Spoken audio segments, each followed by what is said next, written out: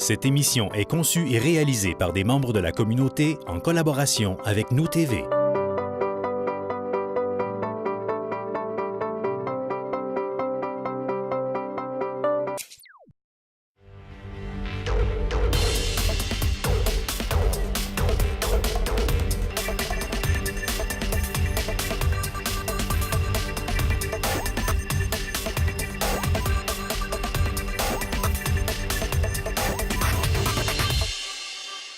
Bonjour à vous et bienvenue à cette autre édition d'Allemand en mouvement sur les ondes de Nous TV. On est ensemble pour aujourd'hui visiter le chantier d'agrandissement de la caserne de pompiers Antoine Lavoie. On aura la chance de discuter avec Mme Audrey Villeneuve, qui est conseillère municipale au district 7 et aussi présidente du comité de prévention des incendies pour la ville d'Allemand. Aussi sera avec nous Bernard Dallaire, qui lui est le directeur du service des incendies de la ville d'Allemand. Suivez-moi.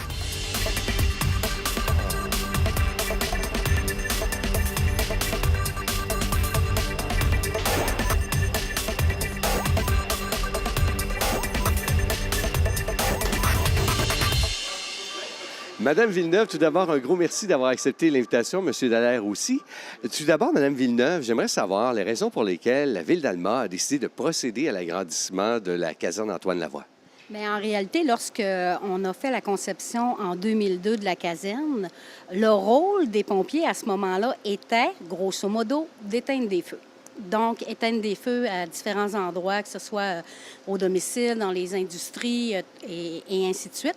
Mais au fil du temps, les responsabilités des pompiers ont augmenté. Donc, au niveau, entre autres, de tout ce qui est d'intervention en situation de crise. On parle ici des premiers répondants, c'est ça? Oui, absolument, premiers répondants. Et ce qui a occasionné, bien entendu, qu'on a acquéri au fil du temps des équipements supplémentaires qui sont présentement un peu éparpillés partout au niveau de notre service à Ville d'Allemand. On n'a qu'à penser aux interventions qui se font souvent sur le lac Saint-Jean ou encore dans les pistes de motoneige au cours de l'hiver. Ça arrive souvent que ça nécessite plus d'équipement. Absolument. Ça fait que c'est pour ces raisons, au fil du temps, que là, en 2017, depuis quelques années, ça traînait déjà, on s'est dit, bien, ce serait important de réapatrier tout cet équipement-là parce qu'une des problématiques, lorsqu'on a à intervenir dans des lieux de crise, un des facteurs les plus importants, c'est le temps-réponse. Donc, en rapatriant tous les équipements au même endroit, bien, on vient, même si on était déjà bon, augmenter encore notre niveau de performance au niveau du temps.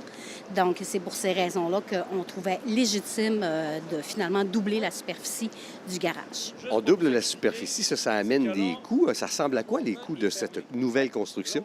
C'est dans l'ensemble 2,5 millions, mais qui était déjà assumé de façon cash au niveau de la municipalité. Donc, on a fait seulement un emprunt de la moitié du montant.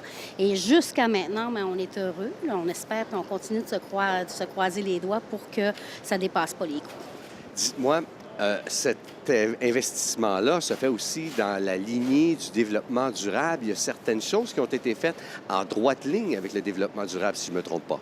Absolument, parce que vous savez qu'à Ville d'Allemand, depuis quelques années, on s'est doté d'un plan d'action en développement durable.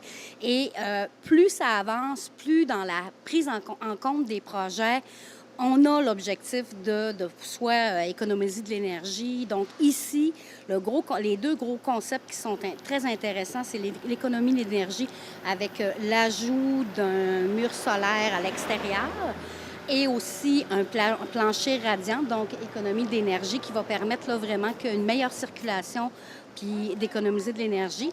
Et deuxième concept qui rend notre caserne tout à fait verte, qui nous fait passer au vert, c'est qu'on récupère dans un gros bassin souterrain plus de 5000 gallons d'eau de pluie. Et ça va servir, entre autres, à la formation, qui est en lien, bien entendu, avec les pompes. Il va aussi servir à tout l'entretien de l'équipement et en plus à remplir notre camion, la pompe de notre camion, lorsqu'on va intervenir à différents endroits. Et le dernier élément que je pense qui est aussi important, vous savez qu'en région, le bois est une ressource hyper importante. Fait que dans notre construction, on a prévu utiliser autant à l'intérieur qu'à l'extérieur le bois pour mettre en valeur cette ressource naturelle qui est très importante pour nous en région.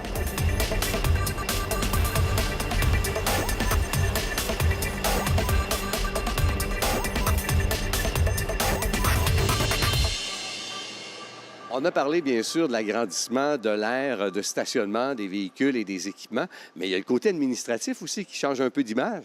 Bien, étant donné qu'on est dans une période de rénovation, c'est sûr qu'on a pris en compte aussi les réalités puis les besoins de notre caserne de pompiers. Puis ce qu'on a pu constater, c'est qu'il va y avoir, bien entendu, un peu de réaménagement au niveau des bureaux, mais surtout une restauration complète du système de ventilation et du système de climatisation qui était, je vous dirais qu'il y avait quelques années, là, puis que c'était le temps qu'on régularise. Et assurément, ça va amener des diminutions de coûts d'énergie.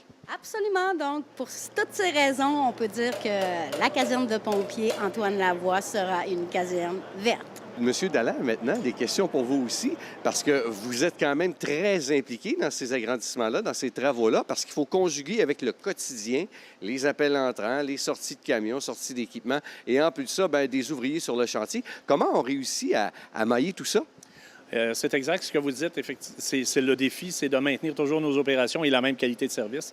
Or, avec le contracteur général, à ce moment-là, il y a des rencontres qui se font quand même, je dirais, quotidiennement, de sorte que je puisse répondre à ses besoins et que, éventuellement, on ne retarde pas indûment les travaux. Or, on est content de la rénovation, mais somme toute, il ne faut pas impacter le service à la collectivité. Alors, il y a une coordination qui se fait et il y a même un jeu de Tetris, si vous me permettez l'expression, qui s'effectue quotidiennement, justement pour permettre à l'ensemble des corps de travail de pouvoir effectuer leurs tâches. Comment ça a été accueilli par les employés? Comment ont-ils participé justement à cet agrandissement? Bien, si on remonte à quelques années, lorsqu'on en a discuté, on avait impliqué les employés, donc on leur a fait un appel justement pour les bonnes idées et on a consigné ensemble des bonnes idées qui nous ont été suggérées. Et par la suite, progressivement, on a fait connaître un peu l'évolution du projet en soi. Ça doit faire grandir leur sentiment de fierté de voir la caserne prendre forme comme ça? Écoutez, seulement que par la phase 1, déjà, les commentaires ont été très, très positifs. Quand je parle de phase 1, en quelque sorte, c'est la phase avant du bâtiment. Alors, toute la fenestration, l'agrandissement. Et déjà, on avait des commentaires très positifs par rapport à l'espace, par rapport à la lumière aussi, qui pénètre à l'intérieur du bâtiment. Alors, ça a été très apprécié. Parlons-en des phases. Vous parliez de la phase 1 qui a été la façade de la caserne. Quelles sont les phases qui ont été faites et combien il y en a en tout? Bon, il y a comme 3 phases. Donc, la phase 1, c'est la phase avant. On peut voir qu'elle est pratiquement complétée à 80 %. Il reste l'extérieur à compléter parce qu'en quelque sorte, on a à combiner la phase arrière aussi, donc phase 2. Actuellement, on travaille énormément sur la phase 2 depuis le 22 octobre.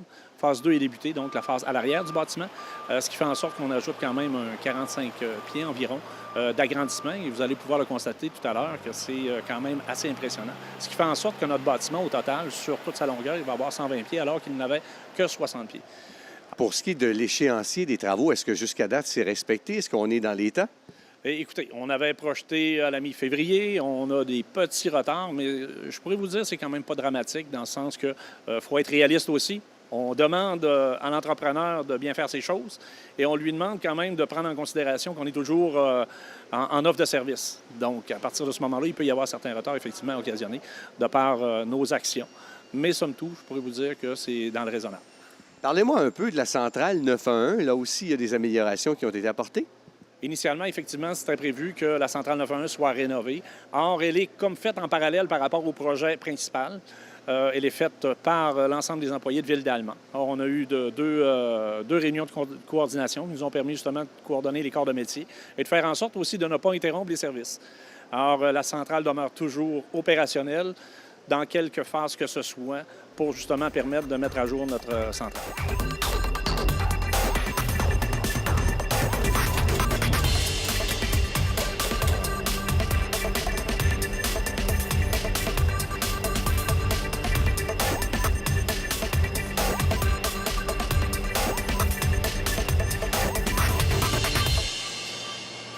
On a parlé tantôt de développement durable avec Mme Villeneuve. Bon, vous êtes au fait de toutes ces choses. On sait qu'il y a des travaux qui ont été réalisés.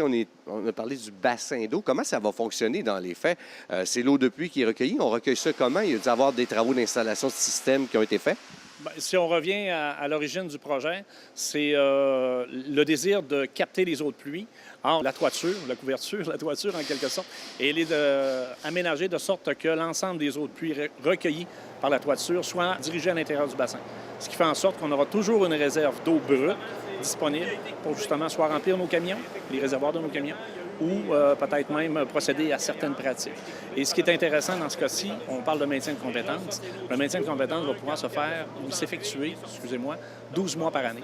Donc, l'ensemble des pompiers, l'ensemble des effectifs vont pouvoir maintenir leurs compétences, ce qui n'était pas le cas avant la modification du bâtiment. On avait seulement que lors de périodes, c'est-à-dire sans gel, qui nous permettait d'effectuer ce maintien de compétences-là. Donc là, nous, on va pouvoir, et aussi on a un système de captation des gaz d'échappement qui fait que nos gaz d'échappement vont être acheminés à l'extérieur et on va pouvoir travailler de l'intérieur, comme si on se trouvait sur une scène d'intervention. On a parlé aussi tantôt de premiers répondants. Est-ce que vous pouvez développer un petit peu sur le sujet? À quoi consiste, en quelque sorte, l'appellation premier répondant pour un service d'incendie comme celui de la Ville d'Alma? Bien, écoutez, le premier répondant, souvent, est associé au niveau médical. Or, nous, au moment où on se parle, on n'assume pas cette fonction. Par contre, on assume le premier répondant pour tout ce qui est service spécialisé. Donc, sauvetage en hauteur, sauvetage en espace clos, on parle de sauvetage sur glace, sauvetage nautique, désincarcération, et j'en passe. Alors, ça nous permet justement d'offrir le service de premier niveau. Et d'ailleurs, on a certaines installations à l'intérieur du bâtiment qui ont été conçues pour que les gens puissent encore là faire du maintien de compétences au niveau du sauvetage en espace clos et sauvetage en hauteur. On parle d'équipement, on dit qu'on a réuni ça tout sous un même toit. Je regarde ici, l'inventaire est quand même assez impressionnant. Impressionnant, mais on a aussi dans d'autres endroits des équipements qui sont disposés et ce qui fait en sorte que lorsqu'on a un appel, on peut devenir un petit peu vulnérable de par la disposition des équipements. On essaie de décentraliser autant que faire se peut. On a des équipements qui sont à l'extérieur et on sait que soleil et température hivernale font en sorte que ça peut affecter nos équipements. On a pris les dispositions nécessaires pour atténuer autant que faire se peut l'impact, mais somme toute, ce n'est pas l'idéal. Or, avec la modification du bâtiment, ça va nous permettre de pouvoir recentrer l'ensemble des équipements pour être optimal au niveau de la réponse. Moi, aujourd'hui, je me sens un petit peu comme un petit garçon, comme un gamin de 5 ans qui voit son premier camion de pompier. Là, je vois tous les équipements. Et le nouveau bâtiment, qui est quand même assez magnifique, va avoir hâte de procéder à l'inauguration et présenter ça à la population. Bien entendu, il y aura sûrement une porte ouverte et on va inviter l'ensemble de la population à venir éventuellement jeter un coup d'œil dans leur investissement. Merci, M. Dallaire.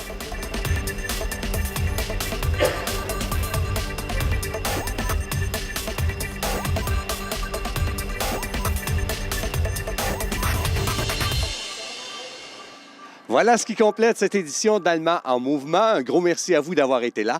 On se donne rendez-vous dans une prochaine édition et ne manquez pas dans les prochaines secondes votre conseil municipal.